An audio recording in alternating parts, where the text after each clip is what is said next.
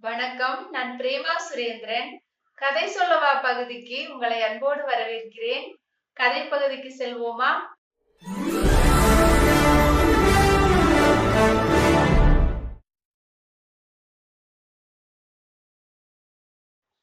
ரொம்ப காலத்துக்கு முன்னாடி மனுஷங்க எல்லாம் காட்டுக்குள்ளதான் வாழ்ந்து வந்தாங்க. அப்படிதான் ஒரு கூட்டம் காட்டுக்குள்ள கூட்டமா வாழ்ந்து வந்தாங்க. அவங்களோட தலைவர் பேரு பூயா. பூயா தன்னோட கூட்டத்தில் இருக்கிறவங்களுக்கெல்லாம் ஒரு செய்திய அனுப்புறாரு. அது என்ன செய்தி அப்படின்னா, நாளைக்கு காலையில எல்லாருமே பாறைமடை கிட்ட நம்ம எல்லாருமே கூடி ஒரு விஷயத்த தீர்மானிக்கணும். அதனால எல்லாருமே பாறைமடை பக்கத்துல வந்துருங்க அப்படின்னு ஒரு செய்திய அனுப்புறாரு. கூட்டத்துல இருக்கிறவங்க எல்லாமே மறுநாள் காலையில பாறைமடை பக்கத்தால கூடுறாங்க. அந்த கூட்ட தலைவரான பூயா சொல்றாரு, நம்ம உணவான காய், கனி, கிழங்குகள் இது எல்லாமே நம்ம சாப்பிட்டுட்டு இருக்கிறோம். ஆனா இனி வர போறது குளிர்காலம், பனி பெய்ய போகுது.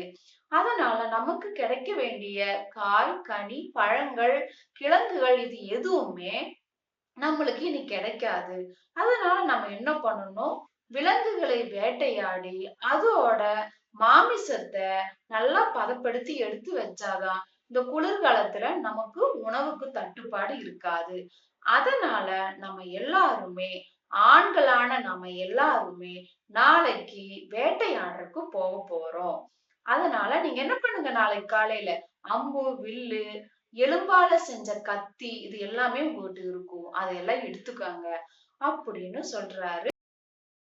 இருந்தவங்க எல்லாமே பூயா சொன்னத ஒத்துக்கிறாங்க. நாளைக்கு அம்பு, வில்லு, கத்தி இது எல்லாமே தயார் பண்ணி நாம வேட்டையாட போகலாம் அப்படின்னு அவங்க சொல்றாங்க. கூட்டம் கலைஞ்சு போகுது. அந்த தலைவரான பூயா தன்னோட குடிசைக்கு போறாரு. போய் தன்னோட மகனான காயா கிட்ட பேசுறாரு. மகனே, நாளைக்கு நம்ம வேட்டையாட போறோம். அதனால உன்னோட அம்பு, வில்லு, கத்திய எல்லாமே தயார் பண்ணி வச்சுக்கோ. நீயும் எங்க கூட வரணும் அப்படின்னு சொல்றாரு. காயாவுக்கு இந்த விலங்குகளை எல்லாம் கொல்றதெல்லாம் கொஞ்சம் கூட பிடிக்காது. எல்லாரு கூடயும் எல்லாத்து கூடயும் அன்பா இருக்கிறது தான் அவனுக்கு பிடிக்கும். அதனால அவன் தன்னோட அப்பாவை பார்த்து சொல்றான், அப்பா, இந்த விலங்குகளை வேட்டையாடுறது எனக்கு பிடிக்கவே பிடிக்காது. பாவம், அதுவும் நம்ம மாதிரி தானப்பா. அதை எதுக்கு நம்ம கொல்லணும்? நம்ம காய், கனி, கிழங்கு இந்த மாதிரியே சாப்பிடுவோம் அப்படின்னு சொல்றான். அதை கேட்ட அந்த கூட்ட தலைவர் என்ன சொல்றாரு அப்படின்னா, மகனே, நீ இப்படி நினைக்க கூடாது. எனக்கு அடுத்தது நீதான் இந்த கூட்டத்துக்கு தலைவனாக போற. அப்ப நீ என்ன செய்யணும்? விலங்குகளை வேட்டையாடுறதும் நீ பழகிதான் ஆகணும். ஏன்னா எல்லா காலத்திலயும் காய், கனி, கிழங்குகள் நமக்கு கிடைக்காது. இப்ப விலங்குகளோட மாமிசம் நம்மளுக்கு எப்படியும் வேணும் அப்படின்னு சொல்றாரு. காயாவுக்கு மனசே இல்ல.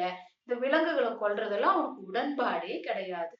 என்ன பண்றது? அப்பா சொல்லிட்டாரு அப்படின்னு சொல்லி மறுநாள் அம்பு, வில்லு, கத்தியோட அவன் என்ன பண்றான்? அவங்க அப்பா கூட புறப்படுறான்.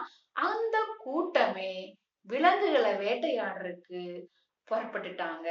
அவங்க ஒவ்வொரு இடமா போய் பாக்குறாங்க. கொஞ்சமா இருக்கிற எலி, முயல் இதெல்லாம் அவங்களுக்கு பத்தாது. ஏன்னா அவங்க கூட்டம் பெரிய கூட்டம். அதனால பன்றி, காட்டெருமை அந்த மாதிரி விலங்குகளை வேட்டையாடினாதான் அவங்களோட கூட்டத்துக்கு கரெக்டா இருக்கும் அப்படின்னு நினைக்கிறாங்க. முதல்ல பன்றி வேட்டையாட போலாம் அப்படின்னு சொல்லி என்ன பண்றாங்க? பன்றிகள் இருக்கிற இடமா பார்த்து போறாங்க. அங்க போனோம்னா நிறைய பன்றிகள் எல்லாம் அங்க மேய்ஞ்சிட்டு இருக்குது. அதை பார்த்த உடனே இவங்க என்ன பண்றாங்க? அம்பும் வில்லும் எடுத்து விடுறதுக்கு ஆரம்பிச்சுட்டாங்க. அம்பு போய் பட்டு ஒரு 8 பன்றிகள் கீழே விழுந்துருது.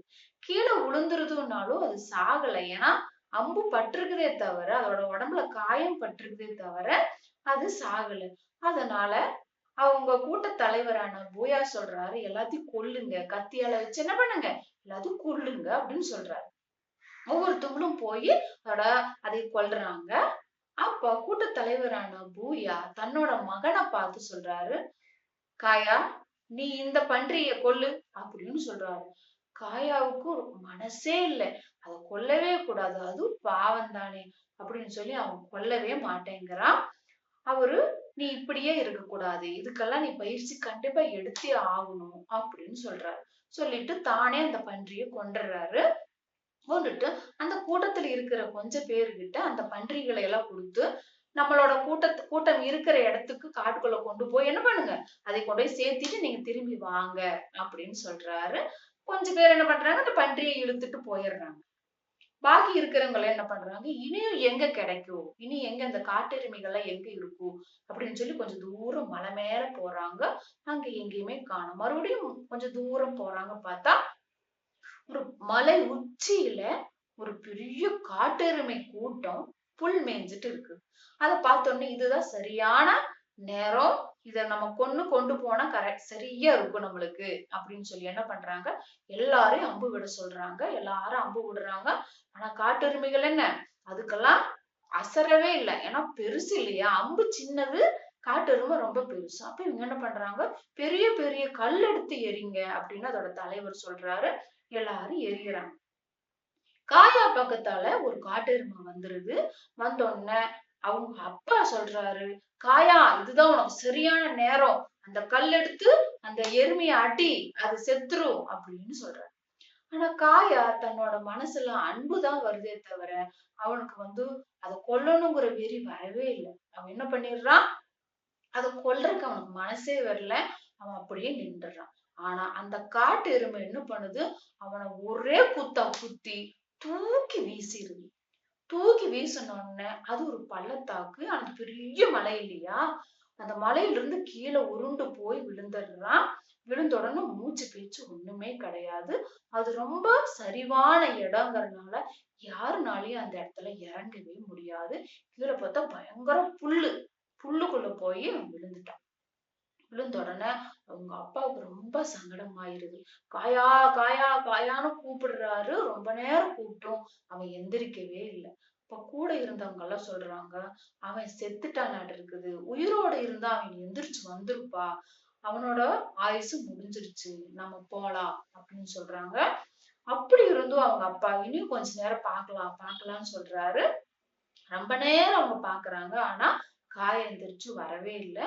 அந்த பள்ளத்தாக்குல இறங்குறதுக்குள்ள வழிகளும் ரொம்ப மோசமா இருந்தனால இவங்க இறங்கவும் இல்லை. அப்படியே இவங்க என்ன பண்றாங்க, இவங்களுக்கு கிடைச்ச அந்த எருமை மாமிசத்தை மட்டும் எடுத்துட்டு இவங்க திரும்பி வர்றாங்க. அவங்க அப்பா மனசு ரொம்ப சங்கடப்படுது. திரும்பி அவங்க போயிடுறாங்க. ரொம்ப நேரம் ஆயிருது, ராத்திரி ஆயிருது. அப்ப பார்த்தா ஒரு கழுகு காயாவோட கழுத்தை கொத்துன உடனே அந்த வலி தாங்க முடியாம காயா கண்ணு முழிச்சு பார்த்து அந்த கழுகு ஒரே தட்டு தட்டிடுறான். அப்பதான் அவன் எங்கேயோ இருக்கிறதா அவனுக்கு ஞாபகமே வருது. அத்தனை நேரம் அவன் மயக்கத்துல இருந்திருக்கிறான். அவன் சாகல. ஆனா தன்னோட கூட்டத்தை கூப்பிட்டு பாக்குற, அப்பா அப்பான்னு கூப்பிடுறான். அவங்க அப்பாவோ அவங்களோட கூட்டமோ எங்கேயுமே இல்ல. அவங்க எப்பவுமே சொல்ற வார்த்தைகளையோ பேச்சோ அங்க எங்கேயுமே அவன் கேட்கல. அவனுக்கு ரொம்ப பயமாயிருச்சு. அவனோட கால்ல எல்லாம் அடிபட்டு இருக்குது. இந்த புல்லு மேல விழுந்தனால பெருசா அடிபடல. எந்திரிச்சு அப்படியே நடக்கறதுக்கு ஆரம்பிக்கிறான். அப்பாவை கூப்பிடுறான். அவன் அப்பாவோட எந்த ஒரு பதிலும் அவன் கேட்கவே இல்லை. அவனுக்கு அழுகாட்சியா வருது. இந்த கழுகை தட்டி விட்டான் இல்லையா, கழுகு பறந்த உடனே பார்த்தா ஒரு கழுத புலி கூட்டம் அவனை தேடி வருது. அவனுக்கு ரொம்ப பயமாயிருச்சு. இருட்டு வேற, கால்ல வேற அடிபட்டு இருக்குது. என்ன பண்றான், வேகமா இப்படியே இருந்ததுன்னா இந்த கழுத புலி தன்னை தின்றும் அப்படின்னு நினைச்சிட்டு என்ன பண்றான், ஒரு ஒரு மரம் இருக்குது, அந்த மரத்து மேல ஏறிடுற, சர ஏறி அந்த மரத்து மேல போய் ஒரு கிளை மேல அப்படியே சாஞ்சு படுத்துக்கிறான். படுத்தோன்னே அப்படியே நேரம் போயிட்டே இருக்குது. எனக்கு ரொம்ப பயமா இருக்குது.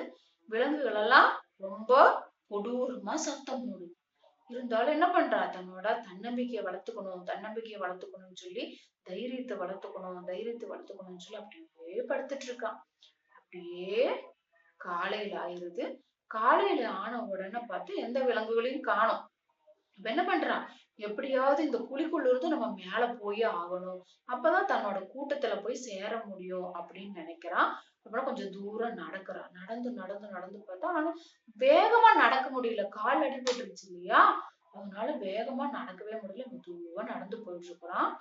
அப்ப பார்த்தா ஒரு காட்டு நாய் கூட்டம் அவன தேடி வருது. எல்லாம் பயங்கர கோவத்துல இருக்குது. இவனை புடிச்சு சாப்பிடுற வெறியில அந்த காட்டு நாய் கூட்டம் இருக்குது. அந்த காட்டு நாயை பார்த்தோன்னே உனக்கு பயம் ஆயிருச்சு. ஏன்னா இவங்க கூட்டத்துல இருக்கிற யாருமே எந்த விலங்குகளையும் வளர்த்துறது கிடையாது. இந்த காட்டு நாயை பார்த்தோன்னே உனக்கு ரொம்ப பயமாயிருச்சு. பயமானோடனே என்ன பண்ணுறான்? வேகமா போய் ஒரு ஒரு குச்சி எடுத்து அதை எல்லாம் அடிச்சு அடிச்சு விடுறான். எதுவுமே போக மாட்டேங்குது. என்ன பண்றான்? தங்கிட்ட இருக்கிற ஒரு கத்தி இருந்துச்சு இல்லையா? அந்த கத்தி எடுத்து பக்கத்துல வந்த ஒரு நாய் ஒரு அப்படியே கிழிச்சிடுறான். கிழிச்ச உடனே பார்த்தா அந்த நாய் பொத்துன்னு போய் ஒரு இடத்துல விழுந்துருது. அதை பார்த்தோம்னா மத்த காட்டு நாய்களை ஓடிடுது. ஓடணும்னா அந்த காட்டு நாய் அங்கேயே விழுந்து கிடக்குது. இவனுக்கும் நடக்கவே முடியல.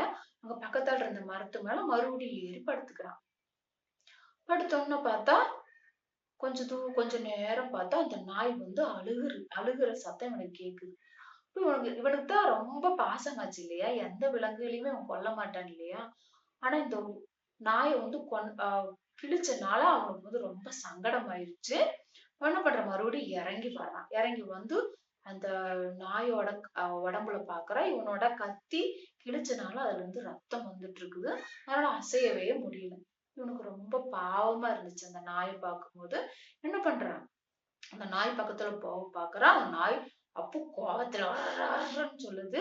சொன்ன உடனே என்ன பண்றான் இவன்? ஒரு ஒரு ஒரு ஒரு ஒரு கொடி எடுத்துட்டு வந்து அதோட வாயை டப்புன்னு புடிச்சு கட்டுறான். கட்டிட்டு அந்த நாய் எடுத்து தோல்ல போட்டு மெதுவா நடந்து போறான். அதுக்குள்ள அது சாயங்காலம் ஆயிருது. சாயங்காலம் ஆனோனே இவன் என்ன நினைக்கிறான்? நம்மளுக்கு ஒரு பாதுகாப்பான ஒரு இடம், ஒரு குகையோ ஏதாவது ஒண்ணு நம்ம வந்து கண்டுபிடிச்சே ஆகணும். இல்லாட்டி விலங்குகள் நம்ம சாப்பிட்டுரும் அப்படின்னு அவனுக்கு புரிஞ்சிருது. அப்படியே நடந்து போகும்போது பார்த்தா அந்த மலை சரிவுல ஒரு குகை இருக்கு. அந்த குகைக்குள்ள அவன் அந்த அந்த நாயும் தூக்கிட்டு போயிடுறான். தூக்கிட்டு போய் அந்த அந்த காட்டு நாயை அங்க அங்க போட்டுறான். இவனும் ஒரு ஓரத்துல உட்காந்துடுறான். உட்கார்ந்து ரெண்டு கல்லை எடுத்து உரசுறான். உரசும் போது பார்த்தா அதுல தீ வருது. அதுல வந்து நிறைய சருகுகள் எல்லாம் போட்டு தீ பத்த வைக்கிறான். இந்த இதுல இருக்கிற ரொம்ப பசியா இருக்குது இவனுக்கு. சாப்பிடறதுக்கு ஒண்ணுமே இல்லை. அந்த குகையில பார்த்தா ஒரு நீர் ஓடை இருக்குது. அதுல தண்ணி இருக்குது. அந்த தண்ணி எடுத்து குடிக்கிறான். குடிச்சிட்டு அந்த நாய்க்கு பசிக்கும் இல்லையா அப்படின்னு சொல்லி அந்த காட்டு நாய்க்கு என்ன பண்றான்? ஒரு கொஞ்சமா தண்ணி கொண்டு போய் ஒரு இலையில கொண்டு போய் வைக்கிறான். வச்ச உடனே அதுவும் தாகத்தால குடிக்கிறதுக்கு ஆரம்பிச்சிருது. இப்படியே அந்த ராத்திரி முடிஞ்சிருது. மறுநாள் இவனுக்கு பசி தாங்கவே முடியல. என்ன பண்றதுன்னு சுத்தி முத்தி பாக்குறான். எங்கேயுமே ஒண்ணுமே இல்ல. கொஞ்ச தூரம் அந்த குகையில இருந்து இறங்கி வர்றான். பார்த்தா ஒரு முயல் இருக்கு. முயல் அந்த செடிகளுக்கு இடையில போய் ஒளிஞ்சு ஒளிஞ்சு நடந்துட்டு இருக்குது. அதை பார்த்தோன்னே என்ன பண்றான்? ஒரு கல் எடுத்து அந்த முயல் மேல ஒரே அடி அடிச்சிடறான். அடிச்ச உடனே பார்த்தா இந்த முயல் செத்துருது. அதை எடுத்துட்டு குகைக்கு வர்றான். குகைக்கு வந்த உடனே என்ன பண்றான்? அதைய மறுபடியும் தீ உருவாக்கி அதையும் சுடுறான். சுட்டு என்ன பண்றான்? தானும் சாப்பிடுறான். அந்த நாய்க்கு பசிக்கும் இல்லையா? அதுக்கும் கொஞ்சம் குடுக்கலாம்னு சொல்லி குடுக்குறான். முதல்ல அந்த நாய் சாப்பிடல. கொஞ்ச நேரம் ஆன உடனே அது சாப்பிடறதுக்கு ஆரம்பிச்சிருது. ஏன்னா ரொம்ப பசியா இருக்கும் இல்லையா? சாப்பிடறதுக்கு ஆரம்பிச்சிருது. இவன் என்ன பண்றான்? நிறைய இலைத்தழைகள் எல்லாம் பறிச்சுட்டு வந்து அந்த நாய்க்கு அந்த சார புழிஞ்சு அந்த நாயோட புண்ணுல போட்டு விடுறான். கொஞ்சம் கொஞ்சமா அந்த காட்டு நாயும் காயாவும் நண்பர்களா மாறுறாங்க. இனி நம்ம இந்த குகையிலே இருந்தா தன்னோட கூட்டத்தை கண்டுபிடிக்க முடியாது அப்படின்னு சொல்லி என்ன பண்றான்? அந்த காட்டு நாயையும் கூட்டிட்டு அவன் தன்னோட இருப்பிடம் பார்த்து போறான். ரொம்ப தூரம் போகணும். ஏன்னா இந்த பள்ளத்தாக்கு தாண்டறதுக்கே ரொம்ப நாள் ஆயிரும்.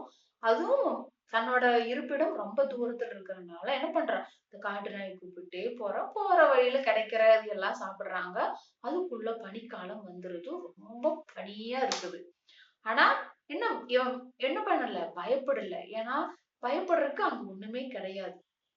எதையுமே எதிர்த்து துணிஞ்சு நிக்கணும் அப்படிங்கிற மனநிலைக்கு அவன் வந்துட்டா, என்ன விலங்குகள் வந்தாலும் சரி, என்ன ஆபத்து வந்தாலும் சரி, அதை எதிர்த்து நின்னு போராடி ஜெயிச்சு தன்னோட கூட்டத்துல போய் சேரணும் அப்படிங்கிற ஒரு எண்ணம் மட்டும்தான் அவனுக்கு இருந்துச்சு. அவன் என்ன பண்றான்? அப்படியே நடந்து போறான். இந்த காட்டு நாயும் இவங்க கூடயே சேர்ந்து வருது. ரொம்ப தூரம் நடந்து போறாங்க. நடந்து போகும்போது பார்த்தா, அவங்களோட கூட்டம் இருக்கிற இடம் இவங்களுக்கு தெரியுது. அவங்க ரொம்ப வேக வேகமா போறான் காயா. காயா போயி, "அப்பா!